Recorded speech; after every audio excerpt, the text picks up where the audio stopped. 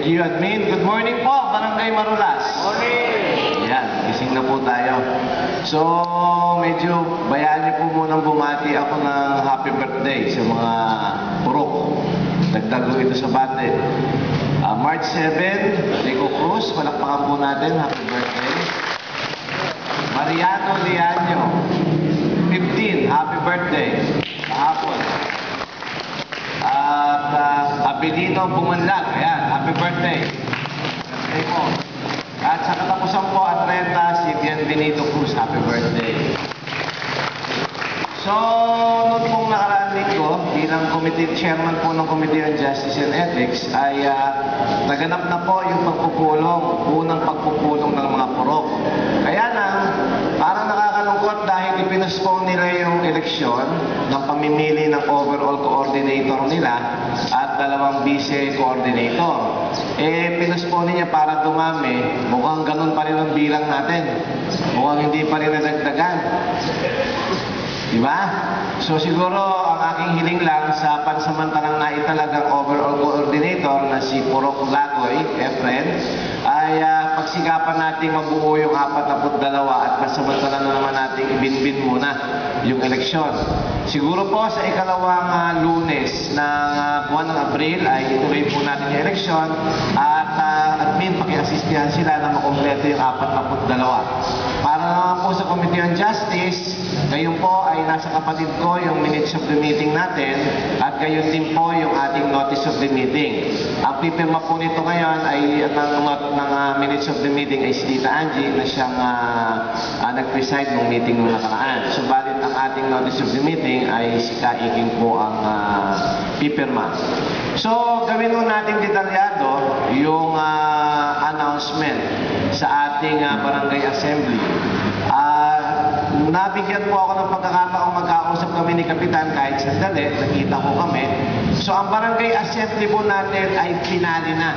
Ito po ay sa March 28, 9 a.m. Okay po, 9 a.m. Umaga na po. At sa pagkakataong po ito, sa pagkikipag-usap ko po sa ating butihing Kapitan, ay sinabi ho niya na, Doc, isimplify lang natin.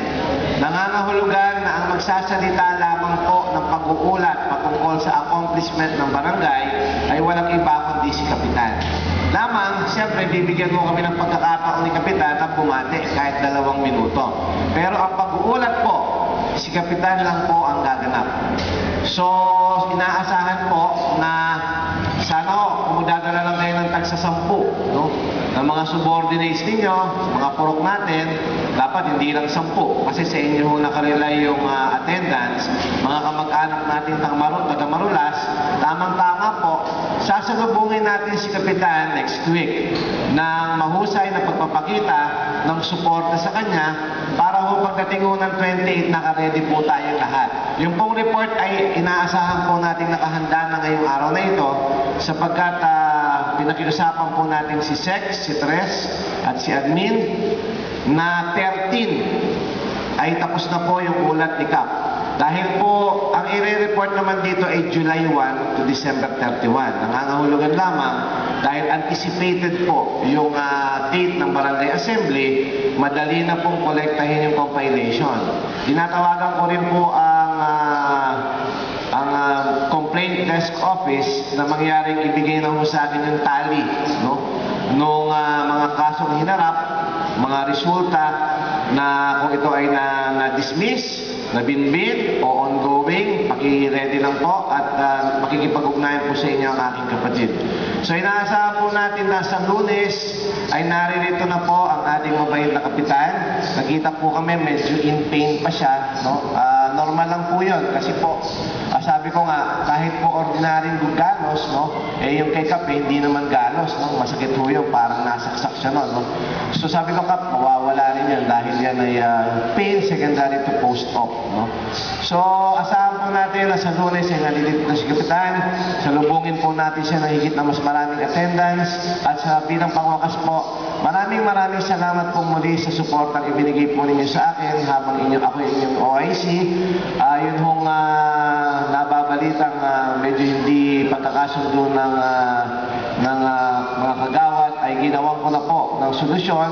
Ako na ho ang bumaba, tinawagan ko na po si Kagawad Henry upang kami magkaroon ng pag-uusap.